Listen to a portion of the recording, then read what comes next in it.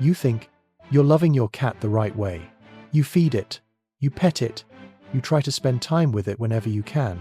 And from your perspective, you're doing everything right. But here's a hard truth. Many of the things you do every single day are actually the reason your cat quietly pulls away from you. Not because it doesn't like you, not because it's distant by nature, but because something about the way you interact with it doesn't feel safe. And what makes this even more important is almost no one realizes this. Most people don't notice the shift until their cat starts behaving differently. Less affectionate, less present, more distant. And by then, they assume the problem is the cat. But it's not. Cats can't speak. They can't explain what feels wrong.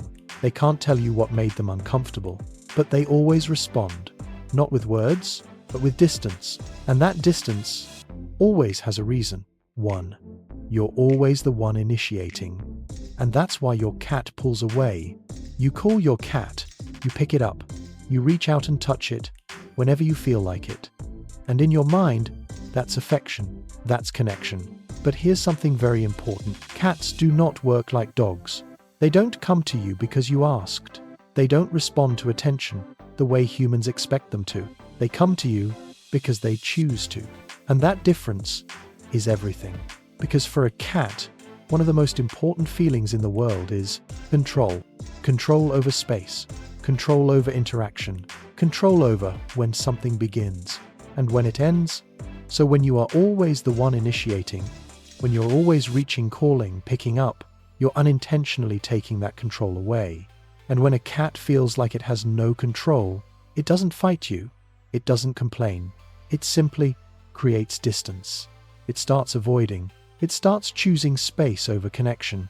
Not because it doesn't care about you, but because distance is the only way it knows how to feel safe again. And this is the part most people miss.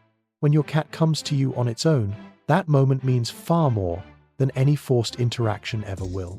Because that's not obedience. That's trust, too. You stare directly at your cat. In the human world, looking into someone's eyes means attention.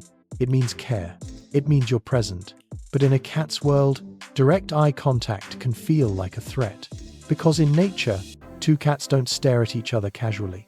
They stare when something is about to happen, when tension builds, when conflict is near. So when you look straight into your cat's eyes, holding that gaze, your intention might be love. But what your cat feels is pressure.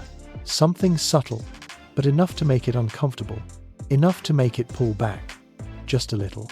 Instead, there's a different language. A quieter one. Slow blinking. When a cat slowly closes its eyes in your presence, it's not random. It's not just sleepy. It's a signal. It's saying, I trust you enough to let my guard down. And when you return that signal, gently, calmly, you're speaking in a way your cat actually understands. You're not forcing connection. You're inviting it. 3. You touch the places your cat doesn't want you to. There's a moment many cat owners know. Your cat rolls onto its back, exposes its belly, and for a second, it feels like an invitation, like it's asking for affection. So you reach in, and suddenly, it bites, or grabs your hand, and you think, what just happened? But here's the truth. Showing the belly is a sign of trust, not an invitation to touch. It means your cat feels safe enough to expose the most vulnerable part of its body. But that doesn't mean it wants contact there. Because for many cats, the belly is extremely sensitive, overstimulating, even uncomfortable. And when you touch a sensitive area, without reading the signal correctly, you cross a boundary. Not in a dramatic way, but enough for your cat to react. The same goes for areas near the tail, or overstimulation from petting too long. But when you get it right, when you focus on the places cats actually enjoy, under the chin, along the cheeks, behind the ears, something changes. The tension disappears. The body softens, the eyes close, and that soft, steady purring begins. Because now, your touch feels safe. 4. You're playing the wrong way. You buy toys. You try different ones, sometimes expensive ones, but your cat barely reacts. And it's confusing, because you're trying, But the problem isn't the toy. It's how the toy moves. Cats are not playing. They're hunting. And hunting follows a very specific pattern. Hide, watch, stalk, pause, then strike. It's not random. It's not constant movement. It's tension. It's anticipation. So when you wave a toy right in front of your cat, fast, repetitive, predictable, you're skipping the most important part, the hunt. But when you slow it down, when you let the toy disappear behind a corner, pause for a moment, then bring it back just slightly, something switches. Your cat lowers its body, its eyes lock in, its focus sharpens, and suddenly it's fully engaged. Because now you're not just playing, you're activating instinct. And when your cat gets to chase, to catch, to win, it doesn't just enjoy the moment. It starts associating that feeling with you. 5. You clean away scent too much. You see your home. Your cat smells it. That's the difference. Because for a cat, scent is everything. It's how they understand space. It's how they recognize safety. It's how they build familiarity. When your cat rubs its face against you, or bumps its head on your hand, it's not random affection. It's marking. It's placing its scent on you, saying, "This is mine. This is safe. This belongs in my world." And when those scents stay, when they remain consistent, your cat feels grounded, comfortable, secure. But when everything is constantly cleaned, washed too often, replaced too quickly, those familiar markers disappear. And suddenly, the environment feels different, not dangerous, but not fully safe either. And that subtle shift can change how your cat behaves around you. 6. You talk to your cat like you're calling a dog. You call loudly.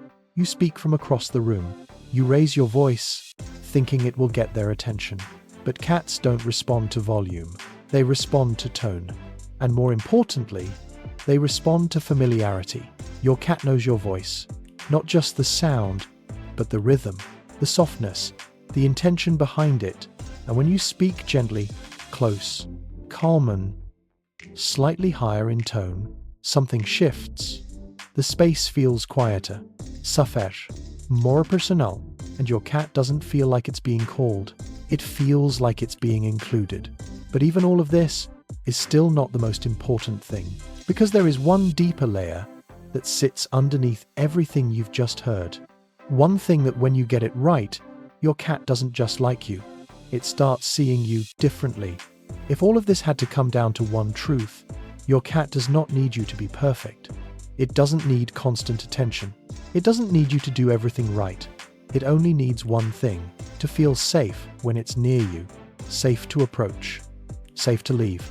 Safe to exist without pressure. And sometimes, a cat's love is not about how often it comes toward you, not about how much attention it gives you, not about how close it stays. Sometimes, it's something quieter than that. It's about whether it feels the need to protect itself from you or not. And the moment that feeling disappears, something changes.